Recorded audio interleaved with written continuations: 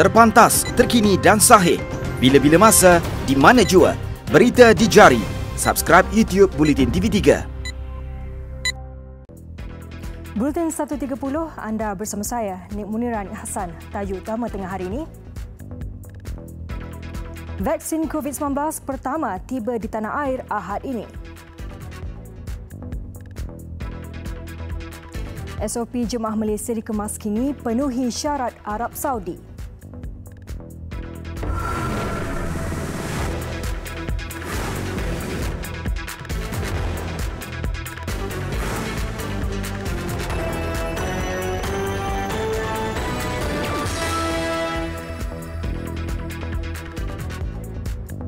Assalamualaikum dan salam sejahtera. Vaksin COVID-19 jenis Pfizer-BioNTech akan tiba di tanah air Ahad ini. Manakala pelaksana program imunisasi COVID-19 kebangsaan akan mula dilancarkan secara berfasa pada 26 Februari. Perdana Menteri Tan Sri Muhyiddin Yassin berkata beliau akan menerima suntikan vaksin itu pada hari pertama pelaksanaan program berkenaan bersama-sama petugas Barisan Hadapan. Tan Sri Muhyiddin pagi tadi melancarkan buku panduan program imunisasi COVID-19 kebangsaan di Putrajaya. Fasa pertama akan melibatkan petugas Barisan Hadapan sehingga April, diikuti fasa kedua bermula April sehingga Ogos melibatkan kumpulan yang berisiko tinggi. Fasa ketiga pula akan melibatkan golongan dewasa berumur 18 tahun ke atas bermula Mei tahun ini hingga Februari 2022. Apabila semua orang telah dilindungi dan program imunisasi COVID-19 kebangsaan ini berjaya dilaksanakan, impak positif akan mula kita rasai insya-Allah. Pelbagai sektor ekonomi akan dibuka semula. Seperti pelancongan, kita boleh saling menziarahi, aktiviti sukan juga boleh kita amalkan, tetapi dengan mengamalkan norma baru. Inilah yang saya maksudkan apabila saya katakan bahawa vaksin COVID-19 adalah antara sinar harapan kita yang paling utama untuk kita menang dalam perang melawan COVID-19 ini. Pastinya satu lembaran baru bakal terbuka dengan bermulanya program imunisasi COVID-19 kebangsaan pada penghujung bulan ini. Program imunisasi menyeluruh itu adalah untuk memastikan imuniti kelompok dapat dibentuk di dalam komuniti agar dapat memutuskan rantaian penularan jangkitan COVID-19 sekaligus diharap dapat menamatkan pandemik COVID-19. Ringkasnya, vaksinasi amat penting untuk kita melindungi bukan saja diri sendiri tetapi juga yang tersayang, iaitu ahli keluarga, rakan kerja, jiran sekeliling dan seluruh komuniti. Inilah juga maksud slogan program imunisasi COVID-19 kebangsaan yang saya perkenalkan secara rasmi hari ini, iaitu lindung diri, lindung semua. Vaksin COVID yang bertemakan lindungi diri, lindungi. Sementara itu, buku panduan program imunisasi COVID-19 kebangsaan yang dilancarkan adalah untuk menerangkan dengan lebih lanjut berhubung dasar program imunisasi berkenaan.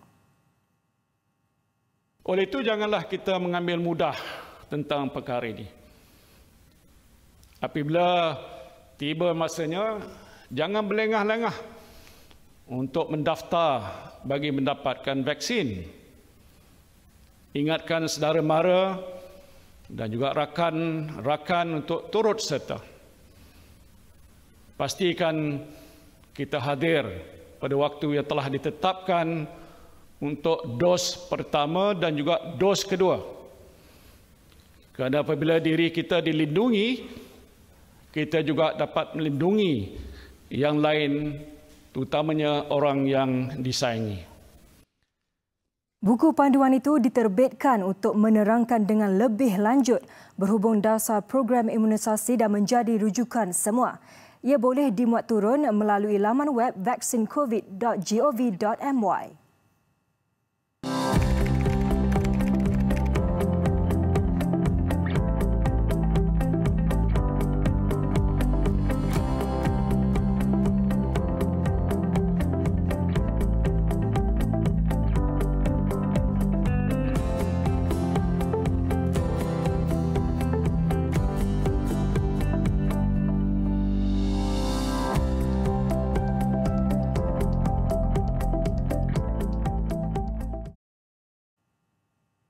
Prosedur operasi standard SOP Jemaah Haji Malaysia akan dikemas kini dari semasa ke semasa bagi memastikan ia memenuhi syarat Kerajaan Arab Saudi. Menteri di Jabatan Perdana Menteri Datuk Seri Dr. Zulkifli Muhammad Al-Bakri berkata, Kerajaan Malaysia dan Arab Saudi dijangka mengadakan pertemuan bagi membincangkan berkenaan kuota haji dan umrah pada bulan depan. InsyaAllah mungkin pejabat PM akan buat kenyataan resmilah berkenaan dengan perjumpaan tersebut. Saya setepatnya saya tak dapat maklumat dengan. Kita faham untuk bertembung dengan pandemik COVID-19 ni, setiap negara dia ada cara tersendiri untuk mengatasinya dengan bersungguh-sungguh. Jadi saya harap dengan cara kita bersepakat dan kita boleh menyesuaikan kehendak di sana dan juga kehendak kita, lantas kita bina satu SOP haji dan umrah, terutamanya umrah dahulu untuk melancarkan perjalanan. Beliau terdahulu menyampaikan sumbangan kepada kaki tangan sokongan anjuran Persatuan Kaki Tangan Jabatan Kemajuan Islam Malaysia JAKIM di Putrajaya pagi tadi. Jabatan Wakaf, Zakat dan Haji Jauhar bersama Kementerian Pelancongan, Kesenian dan Kebudayaan MOTAK serta Kementerian Kesihatan KKM sudah selesai menyediakan SOP Jemaah Haji Malaysia. SOP berkenaan perlu diserahkan untuk diteliti dan mendapat pengesahan bagi mengelakkan Jemaah Haji Malaysia tidak dibenarkan mengerjakan haji tahun ini. Seorang inspektor polis didakwa di Mahkamah Session Ipoh Perak atas tuduhan meminta rasuah 2 tahun lalu. Tertuduh Firdaus Khalid 37 tahun bagaimanapun mengaku tidak bersalah. Sebaik pertuduhan dibacakan di hadapan Hakim S. Indra Nehru. Mengikut pertuduhan, dia didakwa meminta suapan RM1,000 hingga RM1,500 daripada Wu Kin Sun. Suapan itu sebagai suatu dorongan menyediakan laporan judi yang negatif bersabit kertas siasatan jenayah. Dia didakwa melakukan kesalahan itu di bahagian siasatan jenayah Balai Polis Kampung Tawas Ipoh. Pendakwaan kes di bawah Seksyen 17(A) Akta SPRM 2009 dibaca bersama Seksyen 24(1) Akta yang sama. Hakim membenarkan tertuduh diikat jamin RM10,000 dengan seorang penjamin. Sebutan semula kes 28 Mei depan. 25 remaja lelaki dikompaun RM1,000 kerana ingkar perintah kawalan pergerakan PKP dalam op pemantauan COVID-19 di Kota Tinggi Johor. Menurut Ketua Polis Daerah Kota Tinggi, Superintendent Hussein Zamora, tindakan diambil selepas kumpulan remaja itu didapati berkumpul untuk melepak di tepi tasik di Taman Permainan Taman Sri Sarjana. Semua remaja terbabit yang berusia antara 16 hingga 20 tahun dibawa ke Ibu Pejabat Polis Daerah Kota Tinggi untuk tindakan lanjut selepas didapati berkumpul tanpa sebarang alasan yang munasabah pada lewat petang semalam. Kompaun RM1,000 dikeluarkan selaras dengan Akta 342 kerana ingkar PKP.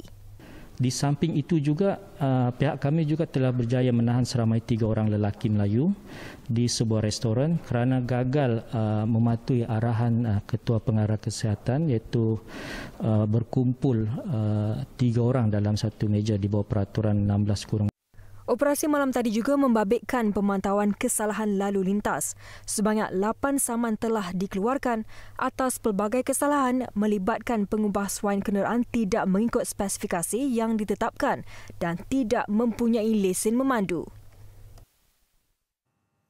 Kementerian Pendidikan KPM memperkenalkan TV Pendidikan Didik TV KPM yang akan bersiaran di saluran NTV7. Majlis pelancarannya yang berlangsung esok akan disempurnakan Perdana Menteri Tan Sri Muhyiddin Yassin. KPM dalam hantaran di Facebook rasminya memaklumkan pelancaran boleh disaksikan di program Malaysia Hari Ini TV3 dan Didik TV KPM at NTV7 pada jam 8 pagi. Inisiatif mewujudkan saluran khusus itu adalah usaha berterusan kementerian dalam meningkatkan akses kepada pendidikan berkualiti untuk semua murid di seluruh negara. Saluran khusus TV Pendidikan itu akan bersiaran dari jam 7 pagi hingga 12:30 malam setiap hari. Ia boleh ditonton menerusi saluran 107 di MyTV, saluran 147 di Astro dan saluran NTV7 di TV Unify. Selain itu, bagi set TV digital bersepadu yang menggunakan antena, Carian saluran didik TV KPM boleh dilakukan menerusi penalaan automatik. Hampir setahun diperkenalkan di kawasan Lembah Kelang, AirAsia Food kini bakal melebarkan sayapnya ke bandar raya utama lain di negara ini bermula dengan Johor dan Pulau Pinang bulan depan. Ketua Pegawai Eksekutif AirAsia Berhad, Riyad Asmat berkata, perniagaan itu mencatatkan pertumbuhan yang sangat positif dan menjanjikan prospek yang baik tahun ini. AirAsia juga akan memulakan program keusahawanan untuk melatih lebih ramai tenaga kerja bagi menampung potensi pasaran pada masa akan datang serta mendapatkan lebih banyak peniaga menyertai platformnya. Jelasnya orang ramai sedang mencari lebih banyak pilihan perkhidmatan ketika ini dan AirAsia Food boleh memenuhi keperluan peniaga atau pembeli dalam pasaran. Ipoh, Kota Kinabalu, Kuching dan Kota Baru dijangka menjadi pasaran berpotensi untuk diteroka AirAsia Food selepas ini. Bagi pasaran antarabangsa pula, syarikat dijangka mula meneroka Singapura bulan depan dan pasaran lain seperti Indonesia, Filipina dan Thailand tidak lama lagi. Pembatalan pembelian oleh pemborong antara punca sebahagian pekebun kecil nenas di Johor menanggung kerugian kerana lambakan hasil yang tidak terjual. Keadaan itu terutama bagi nenas jenis Morris kerana kurangnya tempahan dan permintaan di pasaran bagi tujuan masakan sepanjang tempoh PKP. Isu lambakan nenas Morris bermula sejak bulan Jun tahun lalu selepas kurang permintaan khususnya bagi majlis kenduri, perhotelan dan restoran. Masalah itu dihadapi pekebun kecil di sekitar Batu Pahat, Kluang dan Pontian. Tijauan mendapati ribuan buah nenas tidak dituai dan dibiarkan masak di pokok. Menurut pekebun, kurang 50% nenas yang boleh dituai manakala selebihnya tidak terjual. Kalau macam Josapan, MD2 tu masih lagi boleh kita jual. Tapi macam nenas Morris, kalau tanam 9,000 tak boleh jual. Memang terjejas teruk lah kalau jenis Morris ni. Susulan itu, Lembaga Perindustrian Nenas LPNM bersama Lembaga Pemasaran Pertanian Persekutuan Fama bekerjasama bagi inisiatif bantuan pasaran untuk pekebun terjejas. Usaha dilakukan dengan pemadanan pasaran bersama pihak kilang pengetinan nenas selain pemborong dan peruncit yang memerlukan. Sebelum ni, pemborong dia ambil lansam 1 tan 300. Tapi Lembaga Anggi Farma dah ambil RM1 untuk sebiji lah, tapi lansam lah. Tapi rasa bersyukur? Saya rasa bersyukur lah. Farma dan Lembaga Nenas dapat membantu. Menurut LPNM, kewujudan pekebun kecil tidak berdaftar dengan agensi itu turut menjejaskan pemantauan di lapangan. Namun pihaknya yakin pembukaan semula sektor ekonomi secara berperingkat akan menstabilkan pasaran. Besar impaknya. Dolar selepas hasilnya. Pantas menampilkan prosiding ini secara dan keuangan maya. Berita di jari. Subscribe YouTube Bulletin TV3. Bertemu kembali. Perdana Menteri Britain Boris Johnson optimis sekatan di negara itu akan dilonggarkan dalam masa terdekat. Namun beliau enggan memberi jaminan sekatan yang dikuatkuasakan kini bukanlah yang terakhir. Namun Boris yakin sekatan akan dilonggarkan 22 Februari ini adalah kesan pemberian vaksin. Beliau juga berharap UK secara keseluruhannya boleh bergerak ke hadapan dan kembali membuka beberapa sektor ekonomi. Untuk rekod, Britain sudah memberikan dos pertama vaksin COVID-19 kepada lebih 15 juta rakyatnya. Namun Kementerian Kesihatan menyuarakan kebimbangan vaksin mungkin tidak akan berkesan ke atas jangkitan varian baru termasuk yang dikesan di Afrika Selatan. United Kingdom sedang bekerjasama dengan negara-negara lain dalam isu pensijilan vaksin COVID-19 bagi tujuan pengembaraan. Menurut Setiausaha Kesihatan Matt Hancock, beberapa negara telah mengemukakan idea ini untuk dilaksanakan bagi memastikan mereka yang sudah menerima vaksin dibenarkan mengembara. Buat masa ini, banyak negara mengusulkan idea untuk mempertimbangkan peraturan selain hanya mereka yang menerima vaksin dibenarkan untuk mengembara. Dalam pada itu, Hancock menjelaskan masih terlalu awal untuk mengetahui penurunan kadar kematian COVID-19 berdasarkan impak program vaksinasi. Ketika ini, program itu telah diluaskan kepada mereka yang berusia 65 tahun ke atas. Seorang maut manakala 5 lagi cedera dalam serangan roket yang menyasarkan kawasan lapangan terbang antarabangsa Erbil di Iraq. Lokasi itu menjadi markas tentera Amerika Syarikat di utara negara berkenaan. Dalam kejadian, 3 sasaran roket mengenai sekitar lapangan terbang di wilayah ditakbir Puak Kurdish.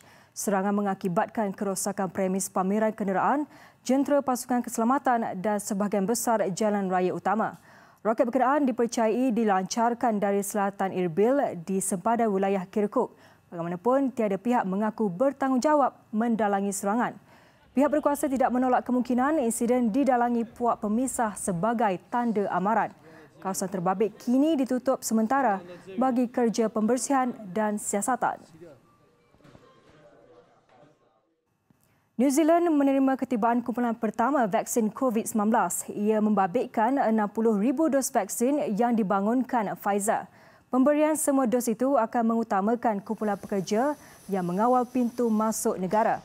Ketika ini, penduduk di Auckland sedang menyesuaikan diri kembali dengan perintah berkurun terbaru yang dikuatkuasakan semalam. Ia susulan penemuan 3 kes baru yang gagal dikenal pasti puncanya. Bagaimanapun, menurut pegawai kesihatan, tiada bukti yang mengesahkan virus itu telah merebak kembali secara meluas dalam komuniti. New Zealand sebelum ini negara pertama yang meraihkan bebas dari COVID-19 dengan sambutan Hari Kebangsaan diraihkan tanpa pelitup muka dan penjarakan fizikal, termasuk Perdana Menterinya Jacinda Ardern yang menganjurkan jamuan bersama rakyat. Besar impaknya. Tular selepas hasilnya. Pantas menampilkan prosiding ini secara dalam keuangan maya. Berita di jari. Subscribe YouTube Bulletin TV3. Sukan, bola sepak Liga Perdana Inggeris. Sentuhan pengendali Jerman Thomas Tuchel semakin meyakinkan menyaksikan Chelsea kembali ke kelompok 4 teratas. Awal pagi tadi Chelsea merakam kemenangan keempat berturut-turut sejak diambil alih Tuchel apabila menewaskan Newcastle United 2-0. Beraksi di Stamford Bridge, Chelsea menampilkan penguasaan penuh berbanding pelawat Newcastle United. Hasilnya, Oliver Giroud meletakkan The Blues di depan minit ke-31. Manakala Timo Werner mencipta jaringan kedua 8 minit kemudian. Tuchel selepas perlawanan memuji komitmen anak-anak buahnya untuk kembali dalam persaingan ke Liga Juara-Juara musim depan. Kembali berada di tangga keempat dengan 42 mata selepas 24 perlawanan memang agak memuaskan. Namun ia masih belum selamat kerana West Ham juga mengumpul jumlah mata sama dan berpeluang memintas. Apapun keputusan 4 kemenangan dan 1 seri yang dicapai Chelsea sejak dikenali Tuchel mengembalikan Chelsea di landasan betul untuk membuat impak musim ini. Sementara itu, West Ham turut mengintai kedudukan 4 terbaik musim ini dengan pencapaian paling memberangsangkan dalam Liga Perdana ketika ini. Skuad kendalan David Moyes itu merapati Chelsea di posisi kelima dengan 42 mata. Hanya kekurangan jaringan selepas membenam Sheffield United 3-0 di arena sendiri. Di sebalik aksi seimbang kedua-dua pasukan dengan penguasaan permainan yang hampir setara, tuan rumah lebih bertuah apabila Declan Rice memulakan rentak gol Hammers pada penghujung babak pertama menerusi sepakan penalti. Manakala Issa Diop dan pemain gantian Ryan Fredericks memberikan kemenangan ke-12 buat West Ham musim ini.